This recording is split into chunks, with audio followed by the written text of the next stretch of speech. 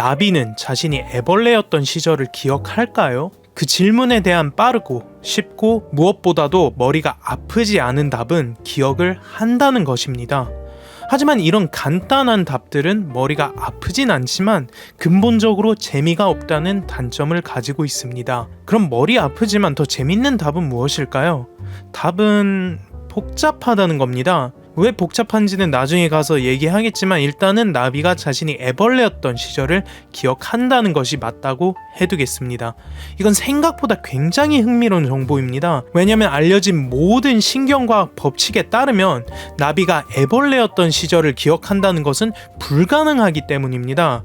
나비는 변태할 때 한번 완전히 녹아서 수프 형태로 변하는데 이때 대부분의 뇌를 포함한 신경계가 완전히 분해된 뒤 크게 재구성되기 때문입니다. 그런데도 나비는 기억을 합니다. 놀랍게도 자연은 인간이 불가능이라고 생각하는 것들에 대해 무시하는 경향이 있기 때문입니다. 나비는 대체 어떻게 자신이 애벌레였던 시절을 기억하는 걸까요? 곤충 세계에선 정말 미스테리한 것들이 많습니다. 그리고 그중 하나가 나비를 포함한 완전 변태를 하는 몇몇 곤충들은 변태 이전의 일들을 기억하는 것처럼 보인다는 겁니다. 불완전 변태 곤충들은 성충이 약충의 모습과 크게 다르지 않는 것에 비해 완전 변태 곤충들은 알에서부터 애벌레, 번데기를 지나 성충이 되기 때문에 애벌레와 성충이 모습부터 생활 방식까지 거의 다른 동물 수준으로 다르기 때문입니다. 변태는 생각보다 엄청 흔합니다. 양서류들도 그렇고 갑각류도 주기적으로 딱지를 벗어야 합니다. 많은 동물들은 삶의 어느 시점에서 어떤 형태로든 변화를 겪어야 하고 곤충은 오히려 변태를 겪지 않는 개체를 찾는 것이 더 힘듭니다. 대부분 과학자들은 이게 부모와 자식 사이의 자원 경쟁을 최소화하기 위한 전략이라고 추측합니다. 보통 서로 다른 생애 단계에서는 다른 생태적 지위를 가지고 필요로 하는 자원도 다르거든요. 그래서 변태가 이렇게 흔한데도 변태라는 과정 자체가 워낙 기묘하고 연구가 어렵기 때문에 사실상 한번 죽었다가 다시 살아나는 과정을 가진 완전 변태 같은 경우에는 아직도 알려질 것들이 많습니다. 이것은 과장이 아닙니다. 완전 변태를 거치는 곤충은 번데기 안에서 몸의 거의 모든 것이 녹아내리고 다시 재배열이 됩니다. 소화효소가 세포의 대다수를 먹어치우고 세포들은 터져서 생명의 기본 구성 요소인 단백질, 아미노산 그리고 다른 영양분들이 한 곳에 섞여 모인 수프가 됩니다. 사실상 대규모 세포 죽음인 완전 변태를 거치는 중인 나비 번데기 속에 콧물 같은 그것이 정녕 살아있는 것이 맞냐는 의문을 일으킬 정도죠. 어쨌든 핵심은 이 곤충들은 애벌레라는 자신을 죽여야만 성충으로서의 자신으로 되살아날 수 있다는 것입니다. 2023년 미국의 한 논문을 보면 과학자들이 초파리의 학습과 기억을 담당하는 핵심 회로인 버섯체에서 유생 단계의 뉴런 다수가 변태 이후 어디로 가는지 세포 단위로 추적해서 정리한 사례가 있는데요. 연구 결과 유생에서 존재했던 기억 회로가 변태를 거치며 유지되지 않고 일부의 뉴런은 살아남긴 했지만 뉴런 연결 자체는 완전히 용해됐다가 대규모 재구성을 거친다는 것을 밝혀냅니다. 즉 성충의 뇌에는 유년기 때 만들어진 기억 흔적들을 걸어둘 동일 연결고리가 최소한 그 단순한 형태로는 없다는 얘기입니다. 그래서 우리가 이해하기로는 바로 그 연결성이 기억이 만들어지는 방식이자 핵심인데 문제가 하나 있습니다. 바로 뉴런의 연결 회로가 어쨌든 저쨌든 다른 연구 결과들을 보면 성충 나비나 나방은 변태 이전의 일을 진짜로 기억하는 것처럼 보인다는 겁니다. 2008년 논문을 보면 과학자들이 담뱃불 나방 애벌레를 가져다 실험을 해봤습니다. 애벌레에게 특정 냄새, 여기서는 에틸 아세테이트 냄새를 맡게 한 뒤 약한 전기 충격을 줘서 냄새와 그 경험을 매칭시켜 주었습니다. 과학자들은 훈련을 통해 애벌레가 그 냄새를 싫어하는 기억이 생겼는지 확인하기 위해 Y자 형태의 장치를 사용하여 한쪽에는 에틸 아세테이트 냄새가 나게 다른 쪽은 그냥 공기를 흐르게 두어 애벌레가 그 냄새를 피하려는지 지켜봤습니다. 결과는 훈련된 대부분의 애벌레가 그 냄새를 피하게 되었죠. 하지만 제일 놀라운 부분은 이 애벌레들이 성충이 되어서도 이 냄새를 피했다는 겁니다. 유년기 때 학습된 기억이 성충이 되어서도 유지가 되었다는 증거죠. 그러면 우리는 또 묻습니다. 만약 변태 전후로 같은 뇌를 공유하지 않는다면 어떻게 유년기 시절의 배움이 성충의 이해로 이어질 수 있었던 걸까요? 첫 번째로 물어봐야 하는 건 이겁니다.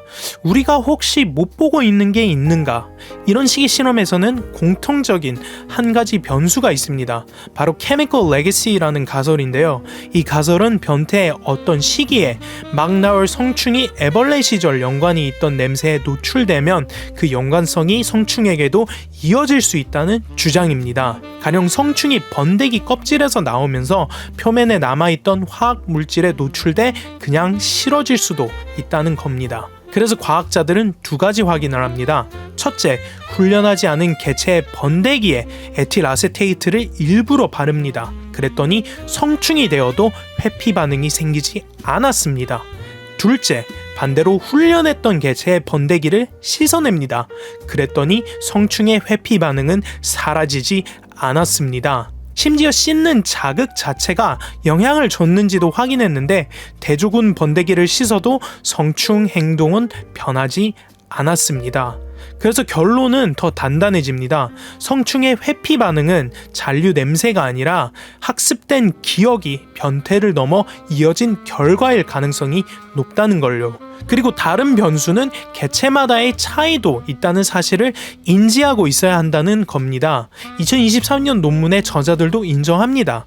초파리에서의 기억이 완전 변태를 넘어 생존할 수 없었다고 해서 더 복잡한 뇌와 더 많은 뉴런을 가진 곤충인 나방, 딱정벌레, 나비 같은 곤충에서도 똑같이 그럴 거라고 단정 지을 수 없다는 사실을요. 그런 곤충들은 뇌가 더 복잡하니 초파리에서 보였던 것처럼 완전한 리모델링이 일어나지 않을 수도 있습니다. 하지만 또 반대로 1994년 논문에서는 초파리를 전기 충격으로 훈련시켜 특정 냄새를 피하게 만들었더니 성충이 된 뒤에도 그 냄새를 피하는 결과가 나왔습니다. 즉 초파리도 성충이 돼서 기억하는 것처럼 보였다는 거죠. 그렇다면 완전 변태를 겪은 성충이 왜 이런 어린 시절의 기억을 갖는 걸까요? 2024년 논문의 저자들은 한 가지 가능성을 제시합니다. 완전 변태 곤충에서의 기억이란 건 우리가 생각하는 것과 다를 수 있다는 거죠. 기억 흔적의 물리적 형태가 우리가 기대한 것처럼 단순하지 않을 수 있기에 어떤 뉴런이 어떤 뉴런과 연결되어 있느냐 이상의 무언가일 수 있다는 겁니다. 뇌가 재배열되는 방식은 그들이 사는 환경에 따라 달라질 수도 있고요. 2015년의 한 논문은 바로 이 관점을 넓게 펼쳐 보여줍니다. 변태 곤충뿐만이 아니라 머리를 재생하는 플라나리아, 겨울잠을 자는 다람쥐처럼 계절성 변화 속에서 뇌가 달라지는 동물들까지 예로 들며 뇌라는 하드웨어가 크게 바뀌는 상황에서도 기억이 유지될 수 있는가? 라는 질문을 던집니다.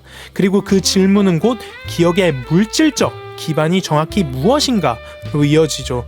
인간에게 익숙한 답은 뇌세포들 사이의 연결인 시냅스가 경험에 의해 바뀐 흔적입니다. 다만 그 답만으로는 설명이 한참 모자랄 수 있다고 이 연구들은 암시합니다.